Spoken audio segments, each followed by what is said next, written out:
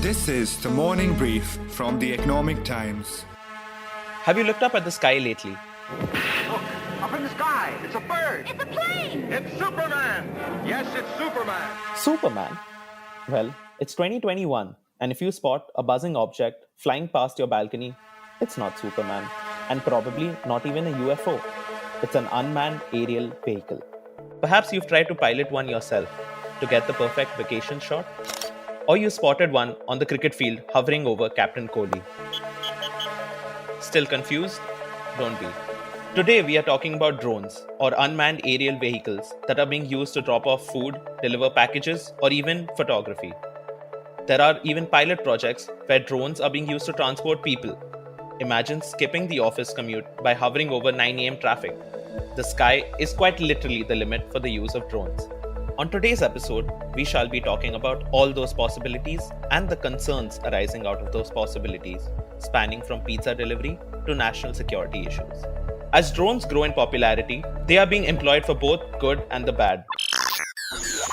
In the first of its kind terror attack in the country, 2 explosive devices were dropped from a drone on the Indian Air Force Station in Jammu. ISIS has an air force, and it's made up of consumer drones.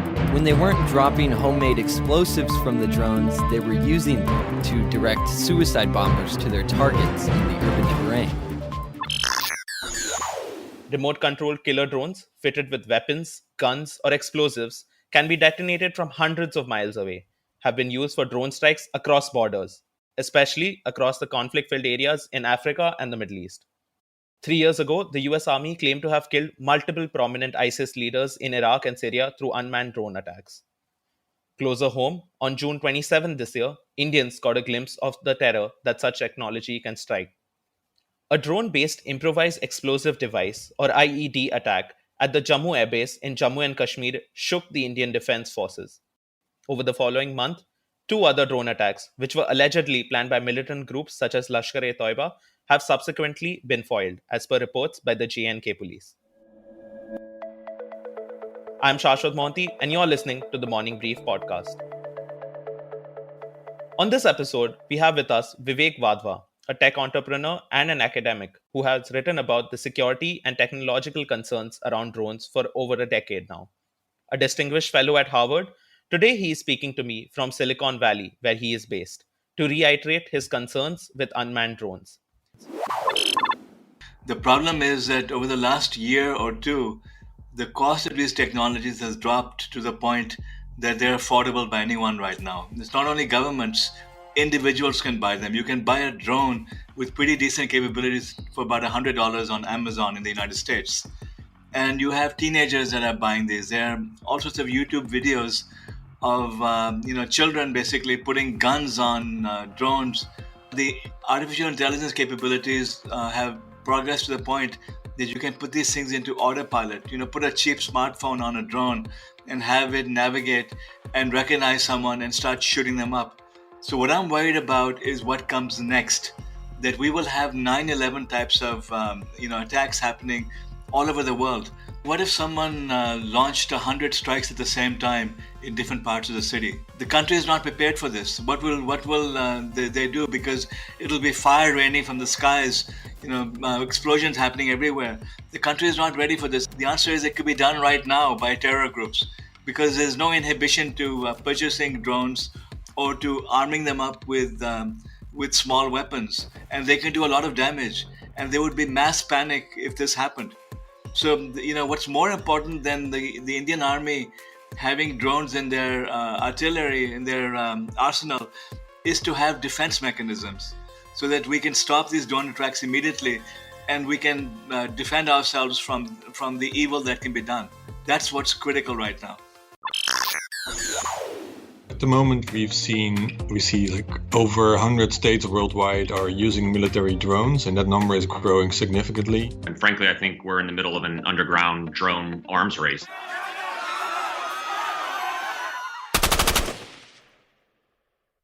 So more and more countries, as well as terror groups, are now relying on drones, and the threat from this is only going to go up, right?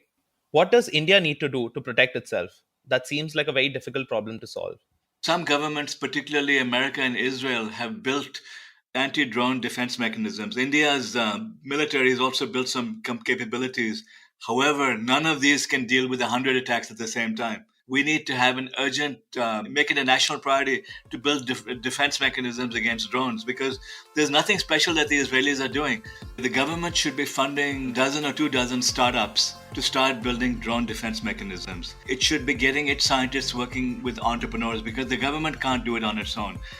Government agencies tend to be very bureaucratic and lethargic, and here there's no time to act. I'm seriously worried that in the next year or two, we could have a 7-Eleven type drone attack in India's cities, and India is not ready for it. Why not leap forward now? Why not develop the defense mechanisms right now? Again, this is not costly to do, because all you need is your scientists working with entrepreneurs, and get them to start trying different things out, build different mechanisms, and get these in the arsenal so that you can defend yourselves. So, how expensive are these drone defense technologies?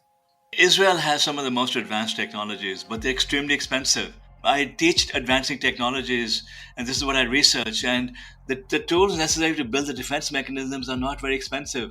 For a few $1,000s, you could end up building some very effective drone catchers, drone disablers. There are all sorts of different techniques you can use to stop these drones. So why not India build its own? I mean, why is the government waiting for there to be a disaster before it builds the defenses? It's time to build the defenses right now, because we know the drones are coming. Already at the in J&K, India has experienced these cheap Chinese drones being launched by Pakistani terrorists, and the damage that they can do. Well, what happens when these terrorists now bring the drones within the country and start launching them within the cities? It's going to happen. All right, it's almost certainly it's going to happen. So let's get ready for it right now and prevent it from happening. So how advanced are some of these drones around the world? In the articles that you've written, drones seem to have facial recognition technologies, which seem like a very advanced, almost futuristic feature for an unmanned drone to have. Turkey claims to have a drone right now that can recognize a person's face and target them individually.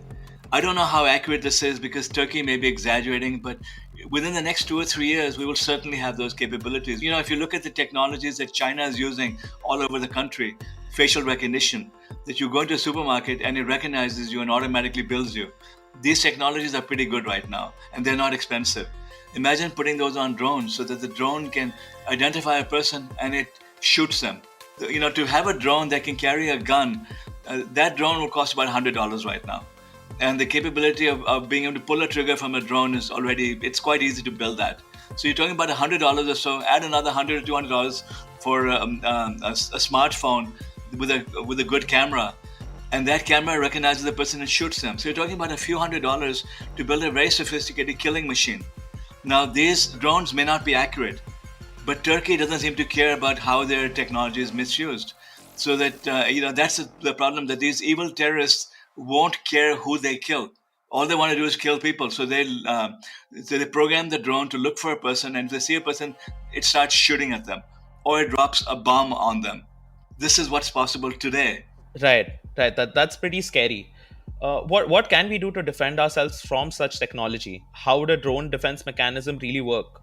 For example, if some of these killer drones are used to carry out, say, attacks or assassinations, how would an individual or even a nation state be able to defend itself? Right now, drones are just these little flying copters. So imagine if you could have, another drone that goes and attacks it.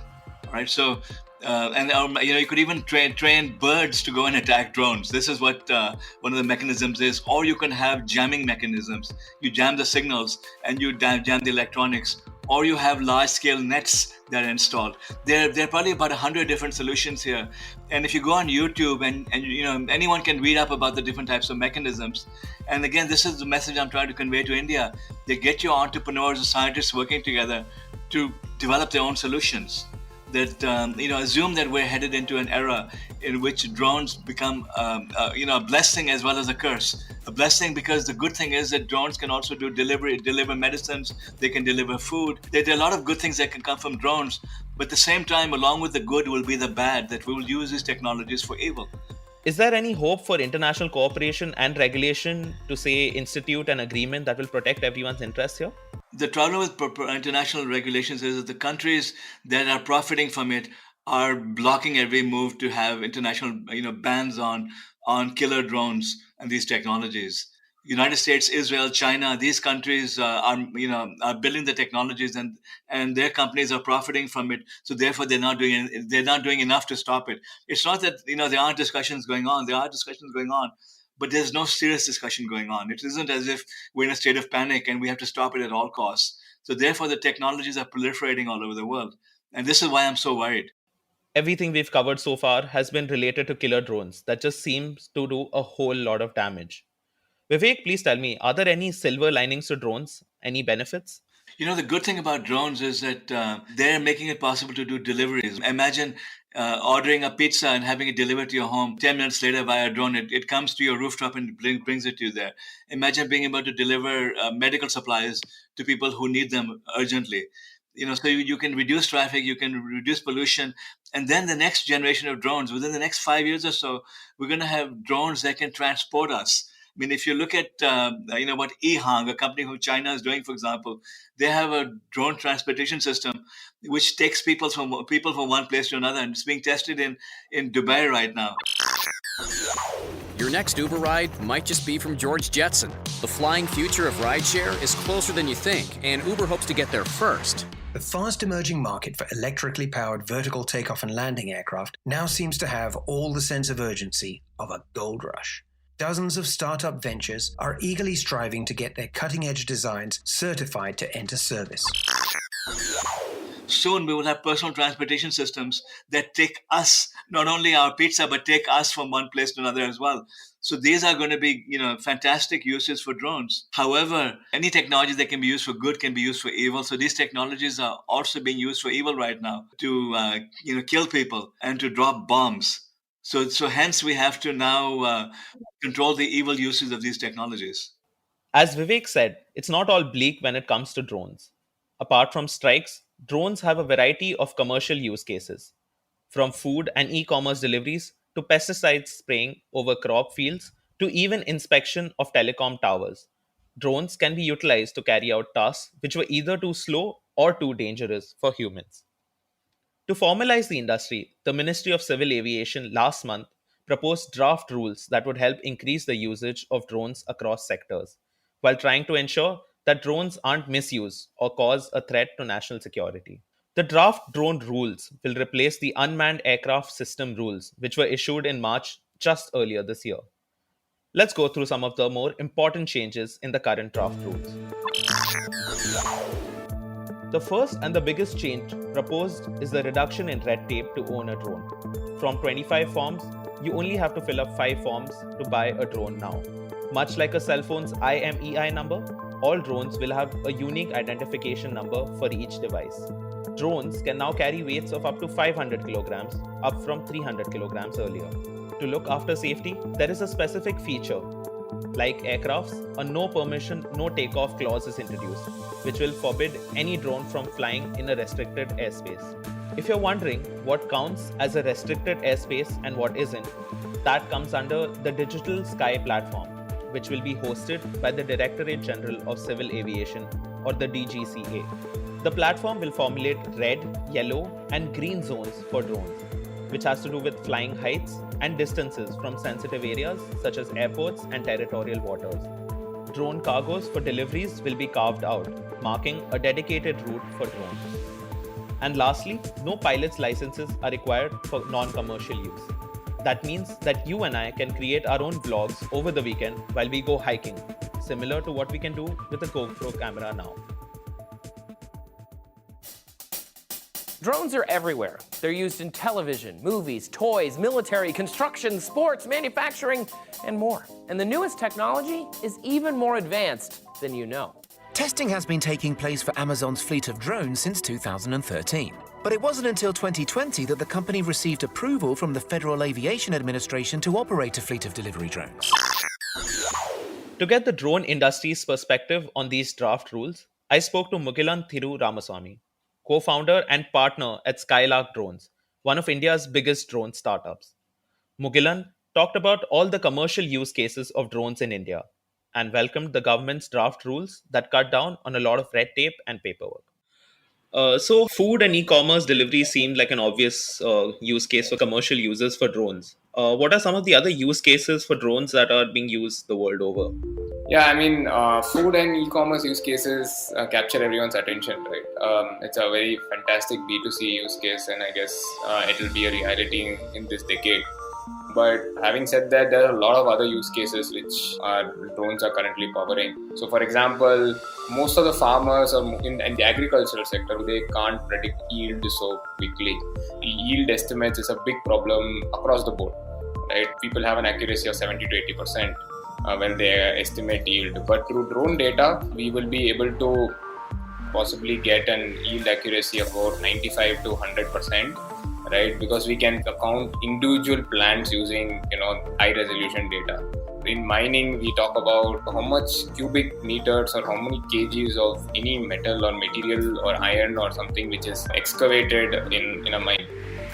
In number 3, in any sort of construction work site, right from solar construction work site to anything at all, here we can possibly measure progress on the construction site to say, okay, how many poles have been dug, how many holes have been dug, right? How many bricks have been laid, right? The other use case I would like to also touch upon is most of us at least don't know that regularly people have been climbing these transmission towers so that they can inspect them, or cell phone towers for just inspection, right? Cause a huge health hazard in terms of almost 7 people to 10 people die every year and these are the people who ensure that we don't have shortages in terms of our outages in electricity or even signals in our mobile phone. So these inspections are done very manually today, right? In near time, in the next couple of years, we will see only drone-based inspections across the board, where we will not need anybody to actually climb these towers, right? So drones actually will save a lot of lives, literally in these kind of cases. So, coming to regulations, what is the current framework that is in place for owning and operating a drone in India? What can and can't we do as of now? The government is interested in only 3 things. They're interested in ensuring safety, security, and privacy of its citizens, regardless of what devices or regardless of what technology that we bring to the world. Right. So these are 3 major threats they see with respect to a drone, and those are the 3 things that we try to address using technology or using some sort of framework to address these issues.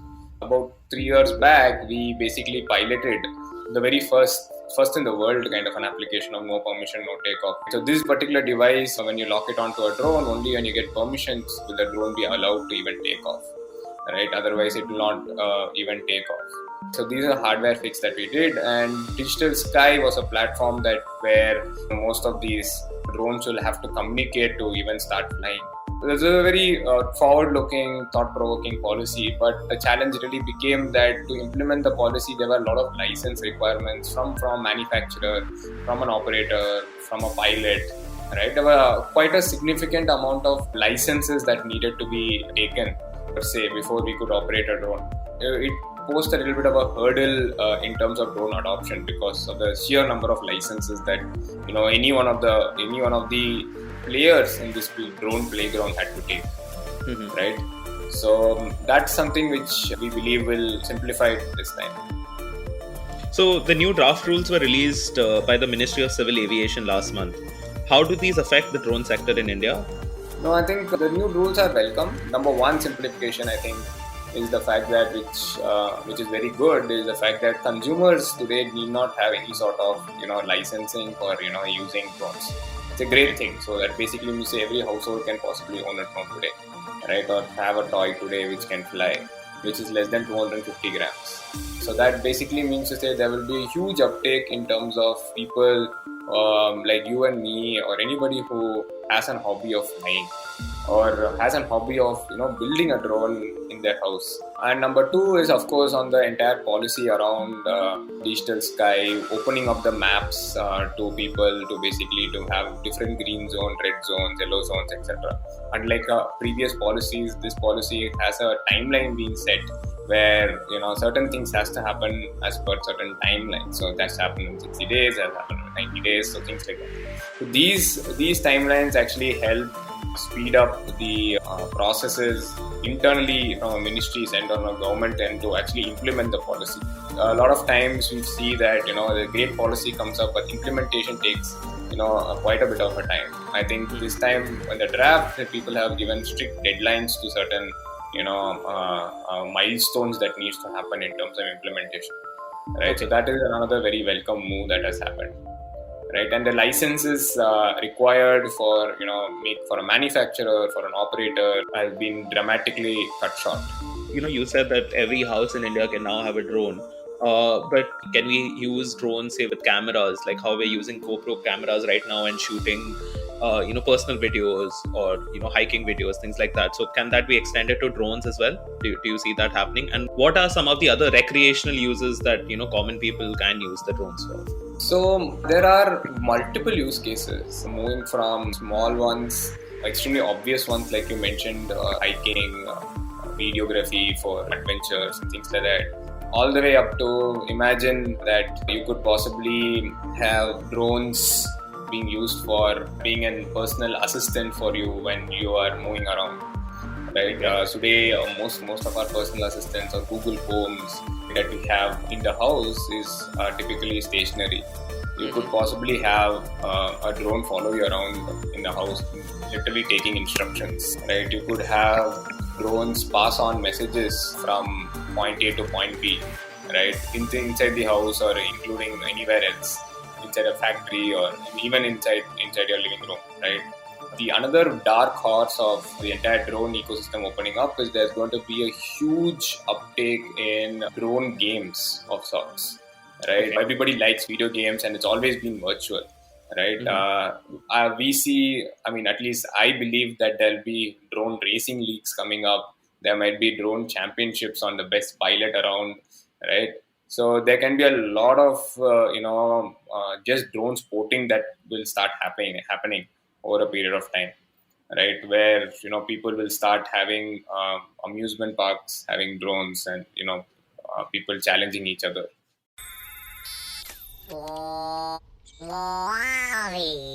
Wally. Eve.